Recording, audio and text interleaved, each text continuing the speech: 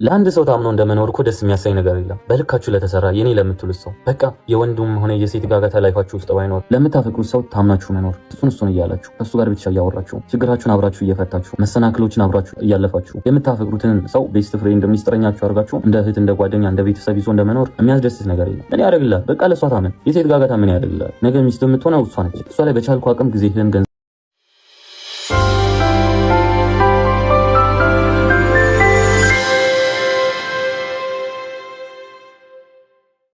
ሰላም የተወደዳችሁ የኔ ውድ ቤተሰቦች እንዴት አላችሁ? ቲክቶከሮችን እያስቆጣው በሀይሚና በብሩኬ መኖሪያ ቤት ስለተገኘችዋ ወይም ስለታየችዋ የማዳም ቅመም አንድ ነገር ተሰምቶ ይሌል ነው የመጣሁት። በመጀመሪያ ቲክቶከሮች ወይም የሀይሚ አድናቂዎች ይቺ የማዳም ቅመም በና ሀይሚና በብሩክ መኖሪያ ቤት ስለተገኘች ሰው ዋይ ምን ችግር አለው? እና እኔ አሁን ኢትዮጵያ ሲሄድ እና ሀይሚ ጋር ሄጄ ቤታቸው ገብቼ ከነሱ ጋር ማውራት መጫወት እነሱነታቸውም ከቪዲዮ ይልቅ በአካል ቀርቤ ማየት እፈልጋለሁ። እና እኔ አሁን ኢትዮጵያ ስገባ እና ሀይሚ ቤት ገብቼ ከነሱ ጋር ሆኜ በእነሱ መኖሪያ ቤት ሶፋ ላይ ቁጭ ብዬ ፎቶ ስለተነሳው የሆነ ቪዲዮ ቀርጬ በቲክቶክ ሆነ በምጠቀምበት የሶሻል ሚዲያ የራሴ ገጽ ላይ የነሱ ፎቶ ወይም እነሱን የሚገልጽ ከኔ ጋር ፈታ ምናምን ነገር ብቻ ያደረግኩበትን ፖስት ስላረኩ እኔ መጥፎ ነኝ ማለት ነው? እንዴት ነው የምታስቡት? በእናታችሁ ቲክቶክ ላይ ያላችሁ እህቶች እናንተ የማዳም ቅመሞችን ጠልታችሁ አረ የት ነው የምትደርሱት? ታውቃላችኋ? ብዙ የማዳም ቅመሞች ብዙ ችግር እየደረሰባቸው ነው። ህይወታቸው እያለፈ ነው። ደሞዛቸው እየተቆረጠ ነው። የሆነ ችግር ሲደርስባቸው ፌመስ ቲክቶከሮች ልመና ነው አስገቡኝ ራሱ ለማለት በጣም እንደሚንቋችሁና በቃ የመጨረሻ እንደሚንቋችሁ ታውቃላችሁ። ይሄ ምን እንደው ታውቃላችሁ? እርስ በርሳችሁ መከባብ የሚባል ነገር ስለሌለ ነው። ራሳችሁን ስለምትንቁት ነው። ይቺ የማዳም ቅመም እና ሀቢብ ቤት ሄዳ እንግዲህ ኦዲየንሶቻቸው ስለሆነች የነሱ ኦዲየንስ የነሱ ተከታይ የነሱ አድናቂ ስለሆነች ነው። መቼም ዝም ብላ ሰተት ብላ እነሱ መኖሪያ ቤት አልሄደችም። ኢትዮጵያ ስትገባ ወይ እነሱ ይሆናሉ ከኤርፖርት የተቀበሏት ወይ ነይ ብለዋት ይሆናል ወይ እነሱ ማግኘት ፈልጋ ይሆን ይችላል። ልክ አሁን በፊት ሩታን ሌሎች የማዳም ቅመሞች ሲሄዱ እንዳገኟት እና ምን ይጠበስ፣ ይቺ መጥፎ ናት፣ ይቺ ባለጌ ናት። ለምንድን ነው ሀይሚና ብሩክ መኖሪያ ቤታቸው ይችን ሸቃላ ያስገባችሁት የምትሉ እናንተ ምንድን ናችሁ? እኔ ስለታዘብኩ ነው። ማርያምን በጣም ነው የተሰማኝ። ማለት እናንተነታችሁን እንዴት ነው በጣም የምታወርዱት? ለዛ ነው እኮ የማያከብሯችሁ። ለዛ ነው እኮ በውሸት ሳክስ መተው ራሱ ውሸት ነው ይሄት ምናምን ራሱ ሲሏችሁ መልስ የማይሰጧችሁ ሌሎቻችሁ። ሀይሚና ብሩክ እንኳን ያስታውቃል፣ ጥላቸውም ይናገራሉ። ተጣላን ብለው ቢሰሩ ራሱ ቶሎ መልስ ይሰጣሉ። ግን እኔ በጣም ገረማችሁኝ። ይቺ የማዳም ቅመም ሌላ ሰው ራሱ እየተዘበችው ነበር ቲክቶክ ላይ። ይቺ መጥፎ ናት፣ መኝታ ቤቷ እንዳገባ አብራ እንዳታድር። ሀይሚና ብሩኬ ምንድን ናቸው? እስኪ ነገሩኝ፣ ምንድን ናቸው? ሰው ናቸው እኮ። የማዳም ቅመሞች ስላሉ ነው እኮ እንደዛ አበባ የመሰሉት። ያለ ማዳም ቅመም እኮ ሀይሚና ብሩክም ሆነ የቡታጅራ ዩቱበሮች እንደዚህ ማማር ማሸብረቅ የለም። አብዛኛውን ቦታ ከበር የምታደርጉ የማዳም ቅመሞች ናቸው። እንዴት ብትሉ የሆነ ቪዲዮ ማስታወቂያ እየሰራችሁ ቪዲዮቸውን ሸር እያረጋችሁ አዳዲስ ነገር ሲለቁ ፎቶቸውን እየተቀባበሉ በዛ ነው እኛም ብዙ ጊዜ ቪዲዮቸውን እየተቀባበለን ነው። ሰው በዛ ነው ቻናላቸው የሚያርገው ሰው የሚያውቃቸው ምናምን።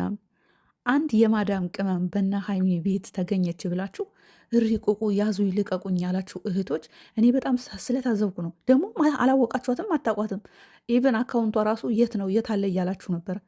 ሙስሊም ናት፣ ሂጃብ ለብስ ደግሞ እሷን ብሎ ሙስሊም እሷን ብሎ ሂጃብ ለባሽ ጥሩ አይደለም። የነ ሀይሚ ብሩክ ኦዲየንሶች ሙስሊምን ክርስቲያኖች ድብልቅ የተለያየ እምነት ተከታይ ያላቸው ሰዎች ናቸው። እና የማዳም ቅመም ከና ሀይሚ ጋራ ፎቶ ስለተነሳች እና ሀይሚ ቤት ስለተገኘች ልትነቁን ነው። እኛ ስንሄድ ደግሞ የሀይሚን ጃኬትን የለበሰችው የምትሉ እኔ አሁን የሀይሚን አይነት ልብስ በጣም ብዙ አለኝ፣ በጣም ብዙ ገርሞኝ ነው። እኔ እና ኢትዮጵያ ሲሄድ ልብስ ለብሼ እንደዚህ ስታኝ የሀይሚን ልብስን የለበሰችው ልትሉኝ ነው? ኧረ ተው! ኧረ የማዳም ቅመሞች ተው፣ እንከባበር። ተው፣ እኛንም ከፍ አድርጎን ተው፣ እንጠቅማችኋለን። አንጎዳችሁም። የሆነ ነገር ቢደርስባችሁ በቃ ድንገተኛ እርዳታ እንሰጣችኋለን፣ እናግዛችኋለን በቻልነው መጠን። የማዳም ቅመም ሆነሽ የማዳም ቅመምን በዚህ ልክ አዋርደሽ እኛ የምንላችሁን ሁሉ መስማት አለባችሁ። በቃ ከማንም ጋራ ኮኔክት መፍጠር የለባችሁም። ማንንም ማውራት እንዳታወሩ፣ ከማንም ጋራ ቪዲዮ እንዳሰሩ፣ ከማንም ጋር ቤታችሁ እንዳታስገቡ። እናንተ እነማን ናቸው? እነሱስ እነማን ናቸው? በዚህ ልክ የማዳም ቅመምን የምታስንቁት ለምንድን ነው? በጣም ስለታዘብኩ ነው። ሀይሚና ብሩኬ ምንም ማለት አይደሉም። እንደኛው ሰው ናቸው፣ ሰርቶ አደር ናቸው። እኛም ሰርቶ አደረን። እንደውም እኛ እንበልጣቸዋለን እኮ ከነሱ ባይዘወይ ራሳችንን ችለን ከእኛም አልፈን ቤተሰብ ስንት ቤተሰብ ሳፖርት አድርገን የምናስተዳደር ሰዎች አለን። ስንት ነገር በላባችን ጠብ አድርገን። ሀይሚና ብሩኬ እኮ ምንም የሆነ አይዲያ መጡ ለ20 ደቂቃ ወይ ለ10 ደቂቃ ካሜራ ላይ ይቀረጻሉ። ከዛ ሌላ ሰው ነው ቪዲዮቸውን ኤዲት አድርገው ታምብሌር ሰርቶ ምን ብሎ ዩቱብ ላይ ፖስት የሚያደርገው። እና ምን ይጠበስ ከሀይሚና ከብሩኬ ጋር ይቼ ማዳም እኔ አላቃትም ልጅቷን ለመጀመሪያ ጊዜ ነው ሳያት። ግን በዚህ ልክ ከእነሱ ጋር ስለታየች እነሱ ቤት ቁጭ ብላ ሶፋ ላይ ምናምን ይህ በረንዳ ምናምን ላይ ፎቶ ስለተነሳች ሶፋት ምንድን ነው የማዳም ቅመም ማለት በቃ እናንተ ራሳችሁ እንደ ጭቃ ነው የምቆጥሩት። ያ ቤት ለማዳም ቅመም ገብታ እዛ ሶፋ ላይ ቁጭ ብላ ፎቶ መነሳት በጣም ውርደት ነው ለእናንተ። ከሀይሚ ጋር አብራ ፎቶ ስለተነሳች ፎቶ ምናምን ነገር ለእናንተ በቃ ውርደት ነው። ወይም ያንን ዕቃ የገዛችሁት እናንተ ናችሁ። ሌላ ሚስጥር እንዳይወጣባችሁ ነው። በዚህ ልክ የማዳም ቅመምን ማዋረድ የለባችሁም። አንዳንድ ሰዎች በቃ አስቡ፣ እያሰብን ለማለት እወዳለሁ። ሀይሚና ብሩክ ማለት እነሱም ሰው ናቸው፣ የማዳም ቅመሞችም ሰው ናቸው። እነሱ የሆነ አይዲያ ያመጣሉ፣ ይፖስታሉ። ትልቁን ሚና ከበር አድርገው የሚሰሩ የማዳም ቅመሞች ናቸው። ይችም እነሱ ቤት ያያቸዋት የማዳም ቅመም ለእነሱ ምን እንዳደረገችላቸው አታውቁም። ባለውለታቸው ስለሆነች የሆነ ነገር ሳፖርት ስላደረገቻቸው ነው። ዝም ብላ በድርቅናም እነሱ ቤት አትዋትም። ግን በደፈናው ይቺ መጥፎ ናት፣ እሷን ብሎ ሂጃብ ለባሲ አብራት እንዳታደር አብራት እንዳኮን ለምንድን ነው ቤቷ ያስገቡት? አይባልም። እንደ ሀገራችን ባህል አይባልም።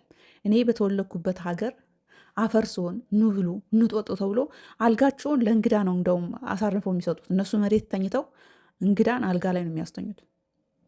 ምንም ባይኖራቸው ራሱ ኑ ብለው ጋብዞ በቃ ፊት ከፍትፍቱ ፊቱ የሚባል ነገር አለ። ይሄ ደግሞ ባህላችን አይደለም። የእናንተ ቲክቶክ ላይ አሁን ሼር ስታደርጉት ማታ የነበራችሁ ሰዎች ተሳስታችኋል ማለት ወዳለው። ይመቻችሁ።